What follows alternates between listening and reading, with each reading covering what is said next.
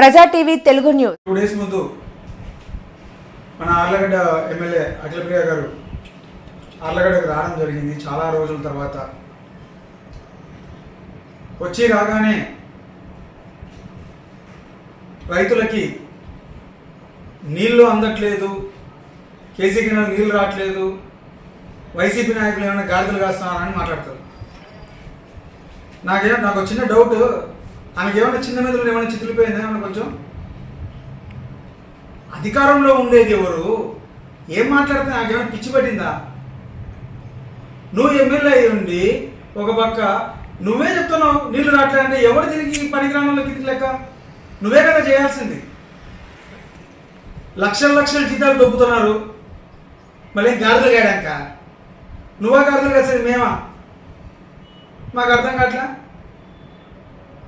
నువ్వు చేయాల్సిన పని ఏంటి? ప్రజలకు నీళ్ళు అందుతున్నాయా లేదా అనేది నీ పని. అది ఒక పక్క ఏమన్నా మాట్లాడితే అప్పుడే తొందర ఎందుకు, సంవత్సరం టైం ఇస్తే వాళ్ళు ఏదో చేస్తారు, ఎలగబెడతారని చెప్పి అంటున్నారు అందరూ. సరే కానీ మేము కూడా నోరు మూసుకున్నాం. నీకు ఆగట్లేదే, వచ్చి మా మీద పడుతున్నాం.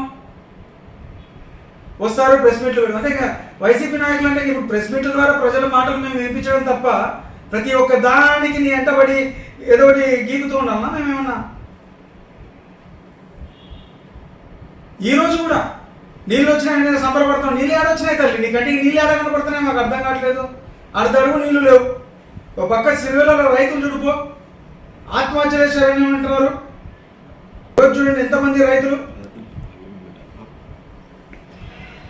సిరివెల్లలో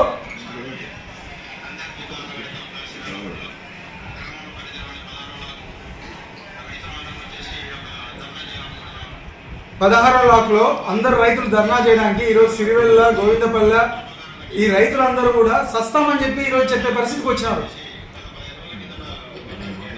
సరే ఇప్పుడు నువ్వు ఆర్లగడ్డలో ఉన్నావు కదా, మళ్ళీ గాడిదలు కాస్తున్నావు. వీళ్ళకి ఇన్ని సమస్యలు ఉంటే ప్రతి ఒక్క దానికి ఏదో ఒకటి క్రియేట్ చేయడం, బురదగలడం, పోవడం నువ్వు చేయాల్సిందేంది? ఈరోజు నీ తమ్ముడు డైరెక్ట్గా చెప్తున్నాడు అధికారులకు పని చేయట్లేదు, నీళ్లు లేవు, గతి లేదని. ప్రభుత్వం పనికిమాల ప్రభుత్వము పని చేయట్లేదు, ఏం చేయట్లేదని డైరెక్ట్గా మీరే చెప్తున్నారు. అంటే మీ కూటమి ప్రభుత్వం ఒక పనికిమాల ప్రభుత్వం అని మీరే ఒప్పుకుంటున్నప్పుడు ఇంకా ఎందుకు మీరు ఇంకా అధికారంలో ఉండేది? అంటే మీరు చెప్తున్నట్టే కదా చంద్రబాబు నాయుడు గాడిదలు కాస్తున్నాడు, ఆయన లోకేష్ గారు గాడిదలు కాస్తున్నారు అందరని. ప్రజలకి ఈరోజు కూడా నీళ్ళందగా కొంతమంది ఇబ్బంది పడుతున్నారు. రైతుల గురించి గింజుకుంటున్నారే. ఈరోజు ఎక్కడికి పోయింది రైతు భరోసా? ఎక్కడికి పోయింది ఇన్పుట్ సబ్సిడీ? ఎక్కడికి పోయింది రైతులకు ఇన్సూరెన్స్? ఎక్కడికి పోయింది? గాడిదలు కాస్తున్నారా మీరు? మీ దరిద్రమైన పరిపాలన ఎలా ఉందో ఈరోజు ఆర్లగడ్డ ప్రజలను ఒకసారి వచ్చి అడగండి. మళ్ళీ మేమేదో నోరు మూసుకుని మా పనులు మేము చేసుకుంటుంటే గాడిదలు కాస్తున్నారు, యాడికి వైసీపీ నాయకులను కూస్తావు. ఇది పద్ధతేనా? ఒక పక్క ఆర్లగడ్డలో చికెన్ సెంటర్లు చీ కొడుతున్నారు రాష్ట్రం అంతా. ఏడైనా పోయి భూమి అంటే తూ అంటున్నారు. ఏంద్రా మీరు 10 రూపాయలు చికెన్ కూడా తింటారా? వాళ్ళ దగ్గర ప్రజల దగ్గర పిక్క తింటారని అంటున్నారు. ఇంత చండాలంగా ఉంది పరిస్థితి. వాళ్ళు ముస్లిమ్స్ ఒక పక్క ఏందన్నా మాకు ఈ కర్మ, రోజు మేము ఈ రంజాన్ టైంలో కూడా మమ్మల్ని మనశాంతిగా బతకనియట్లేదు, పొద్దున్న నుండి సాయంత్రం వరకు మేము ఉపవాసాలు ఉండి చేస్తుంటే వచ్చి షాపులో సీజ్ చేస్తున్నారు. ఇంకా ఏ వ్యాపారాలు కూడా ప్రజలు చేసుకోకూడదా? ఆఖరికి కోళ్ళు అమ్ముకునేది, బరగొడ్ల వ్యాపారం, పందుల వ్యాపారం అన్నీ మీకే కావాలన్నా? ఇంకో పక్క లోన్లు ఏదో వస్తే బాగుపడతారు, బీసీ లోన్లు అని చెప్పి ప్రభుత్వం ఇస్తుంటే అవి మీకే కావాలంటున్నారు. ప్రతి దాంట్లో అవినీతేనా? మన ఏమో అవగులం పోయినాం. ఆఖరికి బిచ్చగాళ్ళు వచ్చి చెప్తున్నారు మా దాంట్లో కూడా వాటా అడుగుతారని వాళ్ళు వచ్చాయని చెప్పి. చిల్లర ఆఖరికి వాళ్ళు 1000 రూపాయలు సంపాదిస్తే 800 వాళ్ళకి ఇవ్వాలంటే 200 మీకు కూలీ అంటున్నారంట బిచ్చగాళ్ళకు కూడా. అవపోయిన మెట్ల మీద అడుక్కు తినే బిచ్చగాళ్ళకు కూడా వాటా అడిగే పరిస్థితి దిగజారిపోయారు. ఇంతవరకు నా జీవిత చరిత్రలో 40 సంవత్సరాలు మా బాబాయ్ పిన్ని, అటుపక్క గంగులోని అందరినీ చూసాం రాజకీయం. ఎప్పుడే కానీ ఇలాంటి దిక్కుమాలిన పనులు చేసినామని ఇంతవరకు చూడలేదు. ఈరోజు ఆర్లగడ్డ చరిత్రని ఒక మెయిన్ పేజ్ పేపర్కి ఎక్కించినారు. ఏదిరా అంటే అవినీతి. ఒక పక్క రైతులు గోడౌన్లో వాళ్ళు వేరే రోజు గోడౌన్లో పీకనిస్తున్నారు కదా తల్లి. ఏదంటే ఫైర్ సేఫ్టీ లేదంటారు వేరే రోజు గోడౌన్. యా స్ప్రింక్లర్ సిస్టమ్ పెట్టినారు తల్లి, వేరే రోజు గోడౌన్ ఉంది రాష్ట్రంలో. ఆర్లగడ్డలో మాత్రం స్ప్రింక్లర్ సిస్టమ్ కావాలి, లేదంటే మాకు రూపాయి పావులు వేయండి. ఏంది దోపిడీ? ఈరోజు టొబాకో కంపెనీ వాళ్ళు లీజు తీసుకోవడానికి వస్తే సొంత బాబాయ్ అని చూడకుండా కొత్తపల్లి బ్రహ్మానంద రెడ్డి రూపాయి పావులా కావాలి, అకౌంట్లో డబ్బులు పడినాయని చెక్ చేస్తున్నారు. ఇంకా ఎవరిదో ఎందుకులే, సొంత బాబాయే కదా, మీ తెలుగుదేశం నాయకుడే, ఆయనని కూడా వదిలిపెట్టలేదు కదా. మామూలు రైతులు మామూలు వేరే రోజుకోవడం వల్ల పరిస్థితి మూసుకొని కట్టే పరిస్థితికి వచ్చినారు. ఇంత దిక్కుమాలిన పరిస్థితికి ఆళ్ళగడ్డను తీసుకొచ్చినారు.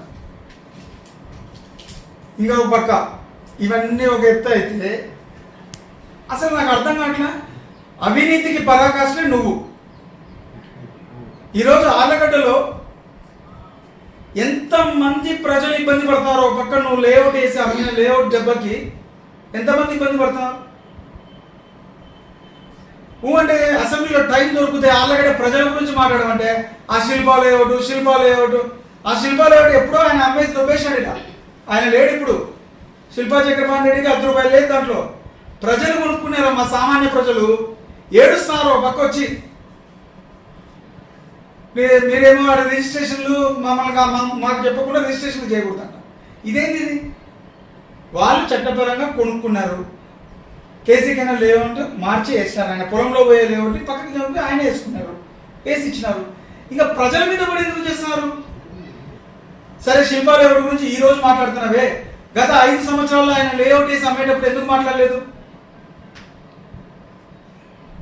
ఈరోజు సామాన్య ప్రజలు దాంట్లో ఉన్నారు, చక్రపాణి రెడ్డి గారు లేరు.